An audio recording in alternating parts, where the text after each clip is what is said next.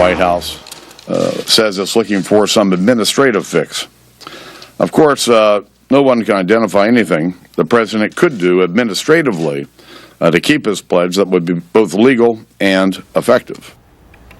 Legal. How about that?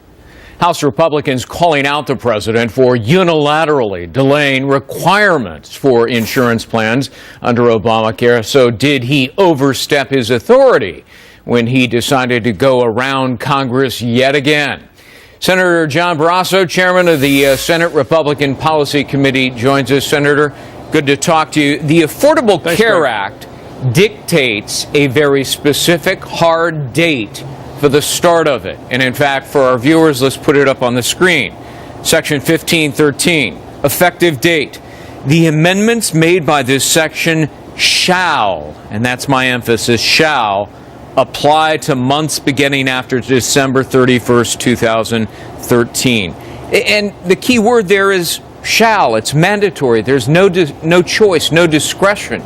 So does it seem to you that the president is either acting illegally or abusing his power by unilaterally changing a law that you in Congress passed?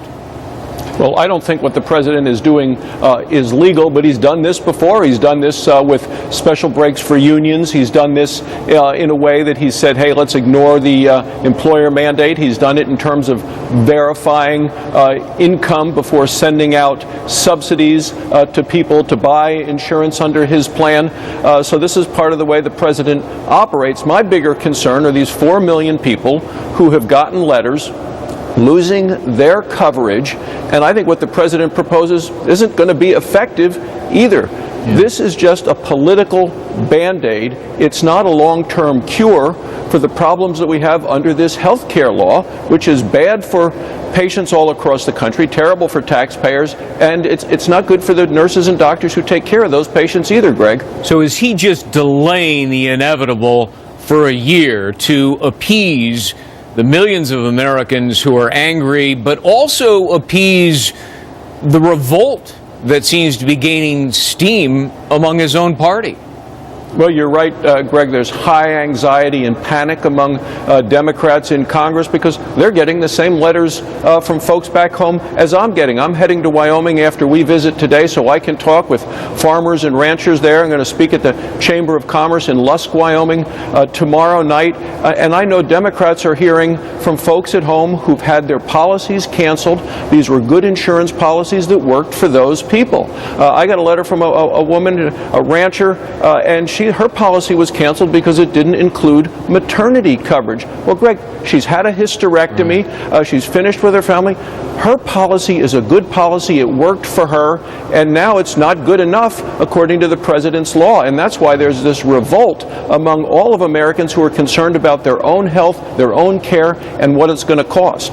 And amazingly, Senator, yesterday in the news conference, the president was asked directly, and he said, no, I can't assure Americans that the site is going to be up and working in 2 weeks effectively. And then on top of that, of course, you got a whole bunch of insurance carriers and insurance commissioners who are balking at the president's proposal. You've got millions of people getting cancellations. Others are seeing their premiums double, their deductibles triple. Is this law, in your judgment, and you're also a doctor, is this law unraveling? The law is unraveling. I believe it's fatally flawed, but that's why I went to the Senate floor every week since this is passed with a doctor's second opinion about the impact of this law on families all across the country, on their health care costs, because the website is just the tip of the iceberg. You're right, there are cancellations of policies. There's the premium shock of people having to pay higher and higher. There's higher deductibles, higher copays.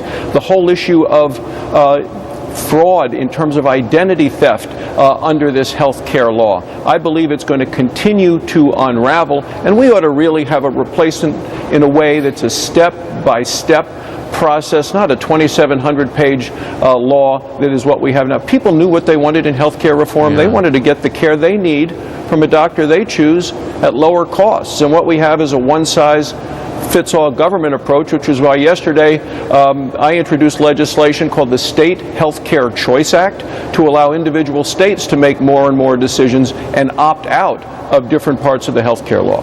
We will take a look at that. Senator John Barrasso, thank you so much for taking a few moments.